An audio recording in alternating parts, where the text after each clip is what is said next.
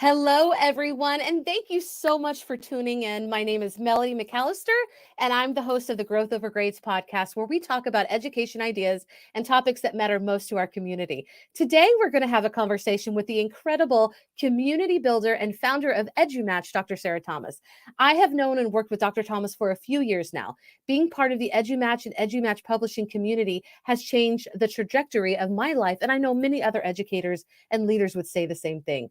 Today, EduMatch is more than an international community and publishing house. It is also a foundation that provides educators with grants, especially educators who are doing grassroots level work. So it is my honor to introduce my friend, colleague, and mentor, Dr. Sarah Thomas.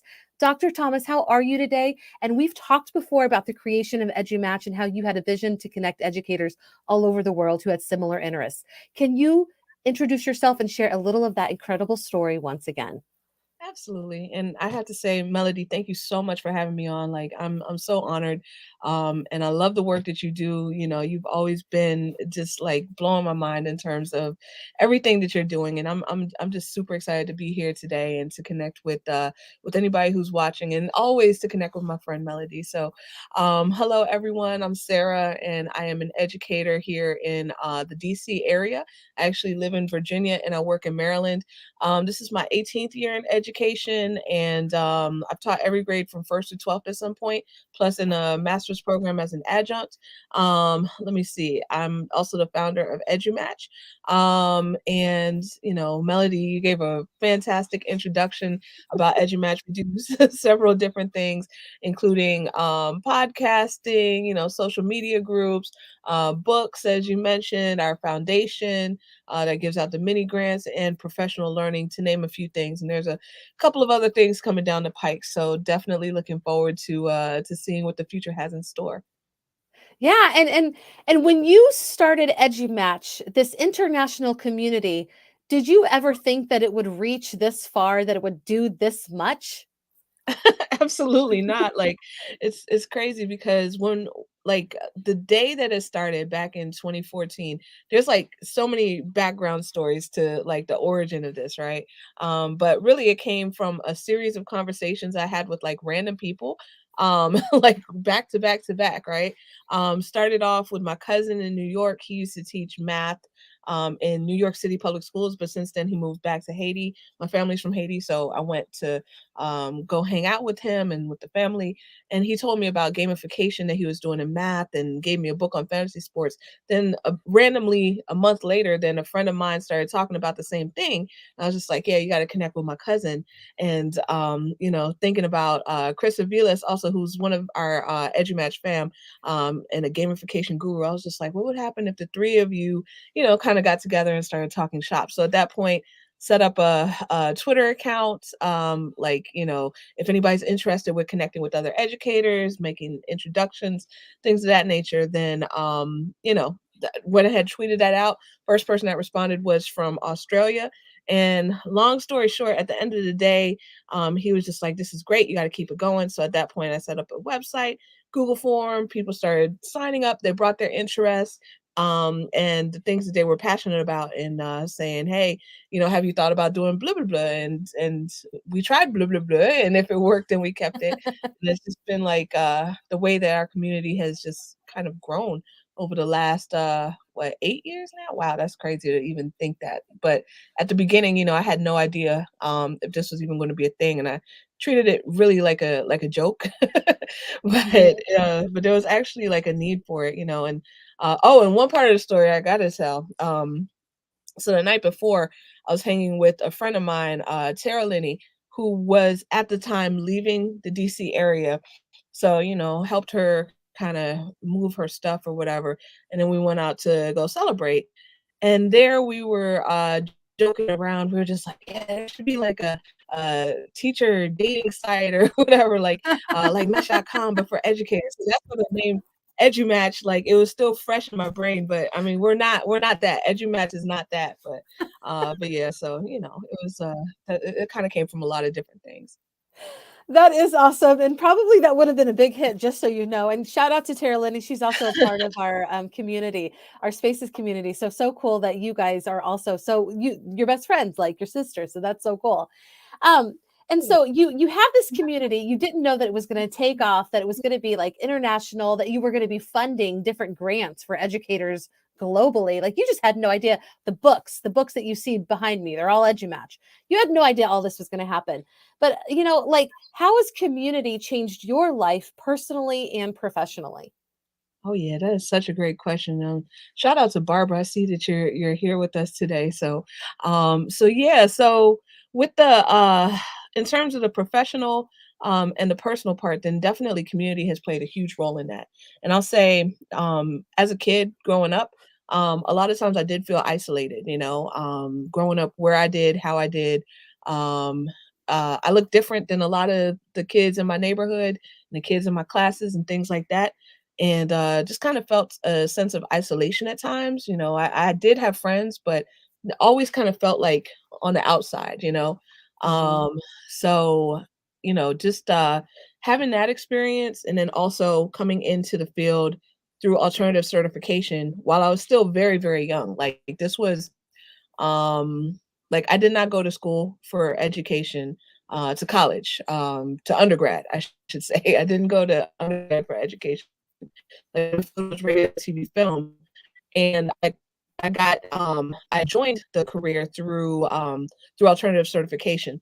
So when I got in, then I was doing a lot of learning on the job, and it did feel also kind of isolating.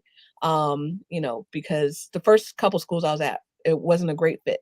And there were some times I was thinking about leaving the profession. So glad I did not. But it was definitely rough. So having those experiences of isolation, kind of led me to craving the whole community aspect that having a PLN can bring you, and the fact that you get to know so many different people, and it's fairly easy to cultivate. That's something that has really changed me for the better. I feel like over the past few years, I've grown significantly, and it's been a result of being connected to so many different people. And like-minded people, but also people who are of a different mindset and have kind of, challenged me to push my thinking. Like there have been some folks I've been connected with. On paper, we might look opposite, but when we came together, then we found that we had so many similarities, commonalities, and just being able to exchange our perspectives and the way that we view the world it's just been a game changer for me. I'm glad that you said that because I feel like that's what community does. I have been challenged in community, but there's a difference from being challenged by people that just don't like you. They don't want to know you. They don't want to see things from your side in any way, shape, or form. There's something different about people in your community that care about you, that want to see you grow. And they're not challenging you to believe something just so that they have power over you. They're challenging you to believe something because they know it will help you grow as a human being. And you've talked about like the term that you coined at one of the ISTE sessions that you led a few years ago, professional learning family, you said. And I can honestly say that being part of the EduMatch community, that's what it feels like for me, like this professional learning family, personally and professionally. And as you were saying, feeling isolated, whether it's at your work, that plays a part on you as a human being, not just professionally, but as a whole human being. So the opposite is also true. When you feel empowered by the people you're around, it helps you to be a better professional and a human being. So I'm so glad that you shared that, and I'm so glad that you went out on a limb and created EduMatch. Even though you didn't think it was going to turn out to be something that it did, and also I wanted to say hey to Barbara. I'm so glad that people are tuning in to our live. So we've talked about the benefits of community, but how can and you actually taught this year, you're a district leader, but because of all the craziness that has happened through the pandemic, you actually were teaching again to students. So How do you think that community and before you ever became like an admin, you were also in the classroom for several years. So how do you think that community can impact achievement? Oh yeah, totally, totally. And I have to say it's been really a great experience to be working with students again. It's been a long time.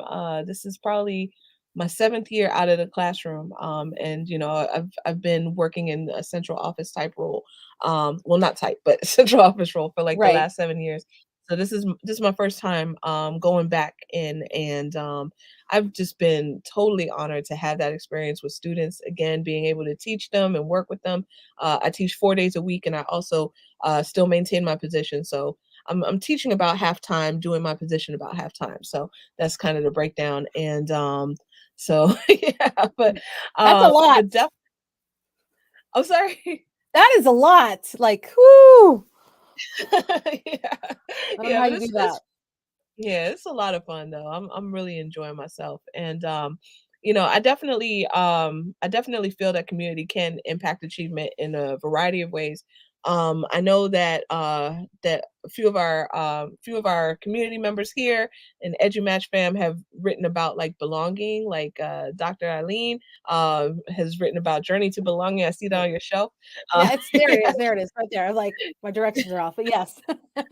absolutely, absolutely, and I also learned about it a lot through Mandy Freilich, but just like how that safety, can help people to get in a place where they can actually thrive, because a lot of times in isolation, then you're just trying to stay afloat, you're trying Mhm.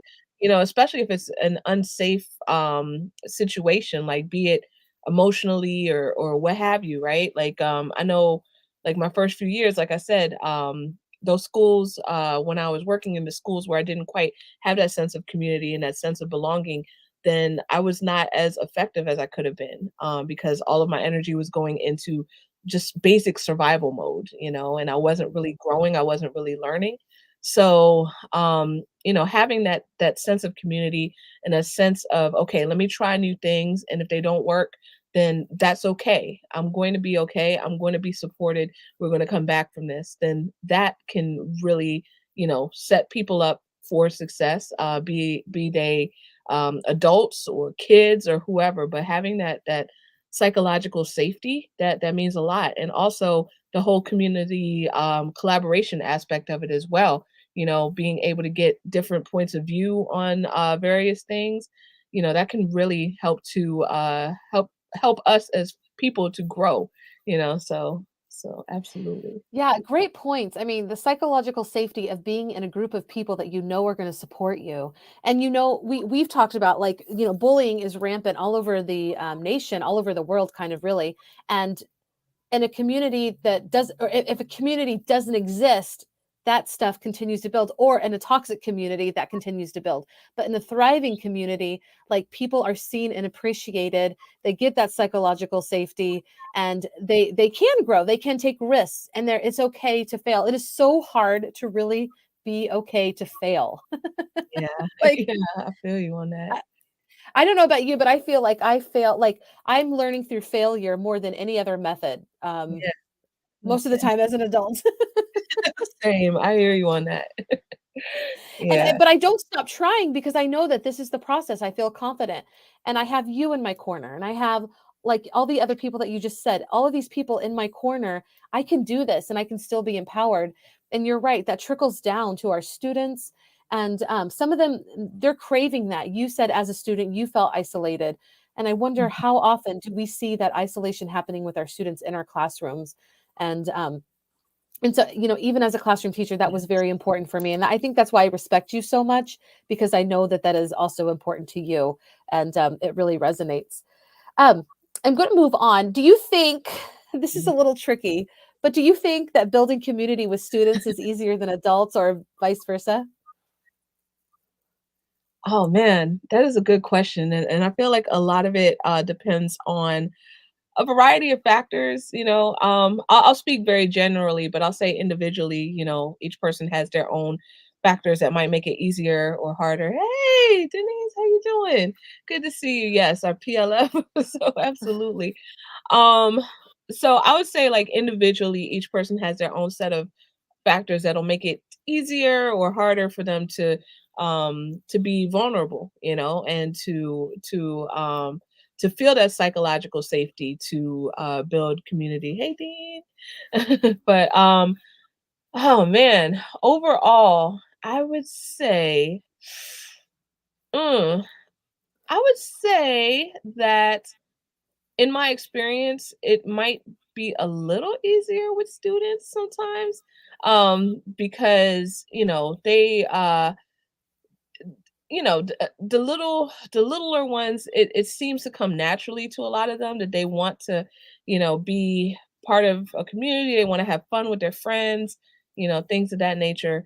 Um, with middle schoolers also and high schoolers, then you still have that sense of belonging, and it looks different at different ages. Um, but I know sometimes as adults, we may have our walls built up and it may take a lot to bring them down. And again, that might be the case for some students as well, but I've encountered that a lot more with adults. So yeah. Yeah, I would agree. And so we have a couple of our PLF, and I'm going to say PLF because the person that like Dr. Sarah Thomas, she like made that a real thing. So Dr. Denise Furlong and Dean Gainey, who was just here on our first episode, is also part. Both wonderful educators that are part of our EduMatch community are watching today.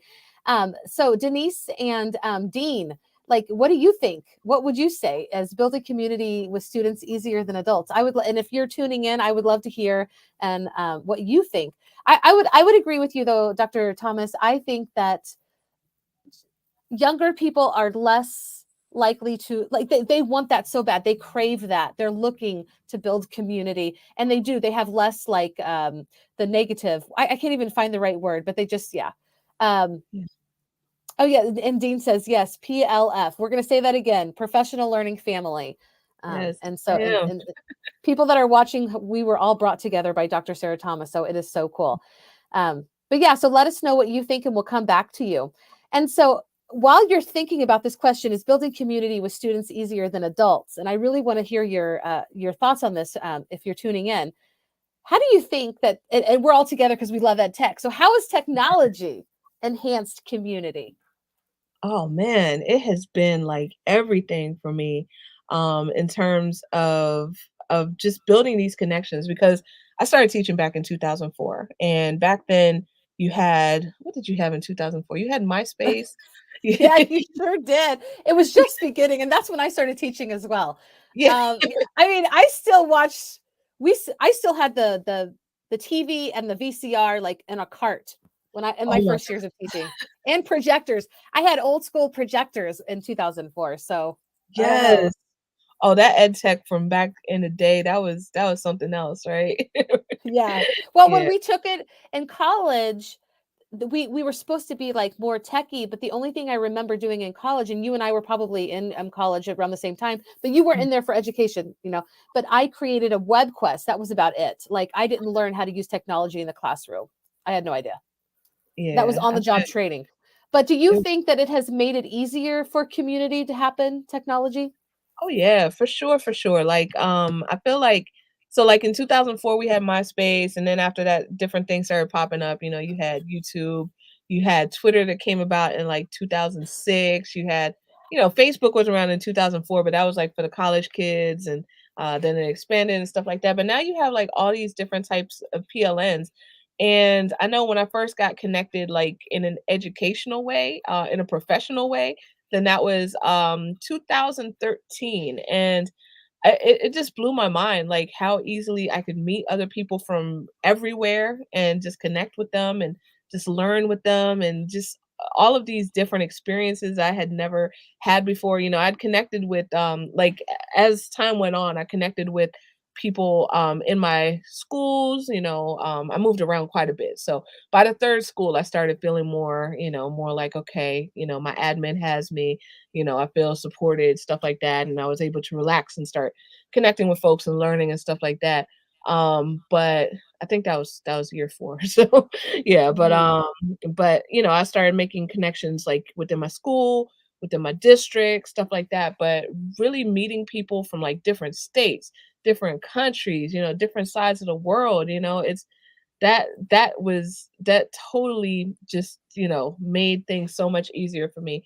And I know like now, it's like a different sometimes it's a different feel on social media than it was like a few years ago, but I think that there's still a lot of value there. There's a lot of connections there. There are some behaviors that do kind of concern me, to be honest, but I mean, that's if you look for the good and you are intentional about finding people who are on the same wavelength as you are, then you'll most likely you'll find them. So yeah. I have to say 100% of everything that you just said. And I actually watch your digital citizenship skills. And I'm not trying to put any pressure on you, but I've learned a lot from being connected with you and how you interact socially.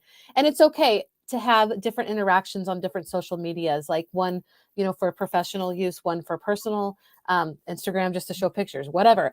But you're right. Like social media has made it easier for community, but it's also made it easy to cut people out. Like you have to really watch how you act. And I think that's something that we teach our students.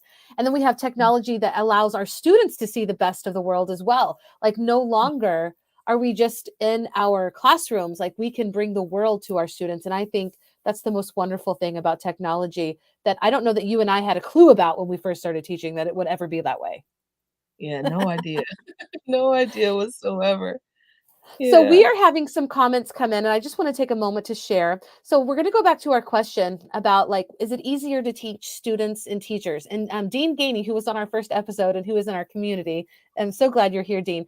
He says kids are naturally much more open to being vulnerable. They have such open minds, which I definitely agree with. Dr. Denise Furlong says, I think we as adults are more afraid of failure. We provide environments in which our students can take those risks safely. Yes, I think that we strive to do that and supportive and safe classrooms. Mhm. Such the key. Thank you, Dr. Denise Furlong, for sharing that. Dean also shares tech has given us space without walls, hopefully safe spaces. Shout out to Spaces. Thanks, Dean. What's interesting is that you can have community with people miles away, more than just people you may know locally, for sure, for sure. And I love it. And look for the good. Barbara Gruner shares she is part of our community. Yes, yes, look for the good. Dr. Sarah just said, that's what we should be striving for. I feel like that's a personal challenge for me. Sometimes I get hooked on the bad and it makes me crazy. So I'm going to definitely look more for the good. And thank you so much for tuning in and sharing. Y'all keep sharing your thoughts. I will love to read them. This will be in a podcast as well. So people won't able. So that's why I read them, even though you can see them and read for yourself. So as we get closer to the end of this podcast, I want to know what is one piece of wisdom, or it doesn't have to be one piece, but what is some wisdom that you'd like to share with other educators regarding, building that community or why it's important? Just anything around that. Yeah, for sure, for sure. I would say, um, for anyone who is not yet connected, definitely get connected. Like wherever you go, like if you use Facebook, like I know people are watching this on Facebook and a bunch of other places. So, whatever network, whatever social network you're using, then there is likely a community of educators there. So just go ahead, get connected. Try to find groups or individuals that you can learn from and with.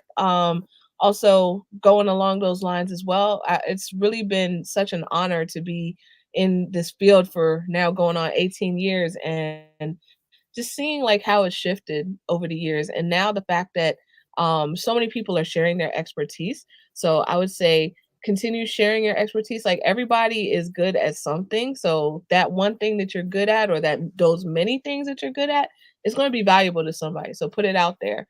And that's how we learn from one another. It's not just like back in the day, like, and I say back in the day very loosely, but back in my day when I first started teaching, then I there guess was we like can a say that. We're old enough to say that now. Yeah, that's right. Back in my day, then, it looked very different. You had like these, you had like experts or whatever, and I'm putting it in quotes, but you had like a very, very few experts, and people would just kind of listen to what they said, accept it, do it, whatever. But now then I love the fact that anybody has the access to share what they do well, and other people can learn from them, and I think that that's just been amazing. So put out that content, show what so others can grow. I didn't mean to rap right now, but I, I guess that was I love it. unintentional. Yeah, but and just learn and grow together, Yeah, that would be And it. one thing that you always say that really resonates with me, Dr. Thomas, is just that you have your own story. Everybody has their own unique story, their own unique take on the world. And so oftentimes we try to talk ourselves out of doing something that makes us more vulnerable, or we have the imposter syndrome, and we just talk ourselves out of putting ourselves out there. And you're like, no, somebody may have written about gamification, for instance, but they don't Right. have the same take on it as you. And you've done that very well. And I think that's why so many authors want to be part of EduMatch, and you put out, like, you have made it a priority to showcase and amplify those experts, those teachers, those educators in our community, and give them a voice. And so kudos to you. I want to read a couple of comments that are coming in. Dr. Denise Furlong says, be kind to yourself. We learn through our missteps. Also embrace learning through these connections. Teaching shouldn't be isolating. And I love that you said that, Dr. Furlong. The thing is, though, that it is isolating, especially for those of us who seem to be like the ones that are taking risks or more innovative. And I don't mean that as an arrogant thing, but those teachers on campuses often feel very isolated. Also, there's other reasons why people feel isolated, but it can be. And so the only way to get past that is to reach out. And thank goodness that we do have technology that allows us to come together and be a part of a community. Dean shares, yes, we all have something. Show what you know so that others grow. Oh, he took your quote. Oh, I'm so glad. Thank you, Dean. Because Thank when I write about this, I wanted to take that quote. I'm like writing the timestamp. So thank you for making it easier for me to quote Dr. Sarah Thomas. Yes, thank you. I just want to, and anything that anybody would like to share when you're tuning in, what is one piece of wisdom you'd like to share with other educators regarding community, or if you have seen community like really spark growth in your classroom? I would love to hear. Let's keep the conversation going. If you are not part of our community, our Spaces community, you can find us at facebook.com/group/SpacesEDU. You can also find the EduMatch community on Facebook. Do you have the link to that? And I'll drop it in the comments, and I'll also you. share it with the podcast information. Yes. Let me And see. you I know believe. what? I'll put it in the podcast information. It's all good. Okay. And I did drop the link for EduMatch, but if you want to be part of two communities that care about what educators believe, these are communities that you want to be a part of. And we're going to keep having conversations about what really matters to us. Today we talked about community building. A couple of weeks ago we had Dean on, and we were talking about, reflection. And so we're just going to keep the conversations going, and that's why we're putting this community out there, because we want to keep talking even when we're not live. So thank you for tuning in, whether it was live, the replay, or on the podcast. You are a part of who we are, and we appreciate everything that you do and contribute. So any last words, or do you have? Just wanted to say thank you so much. I had a blast chatting with you as always, and thank you to everybody for tuning in. So, definitely let's connect. I second that. Thank you, everybody, for tuning in. Your voices matter. What you do matters, and we appreciate you so much. Have a wonderful week, y'all.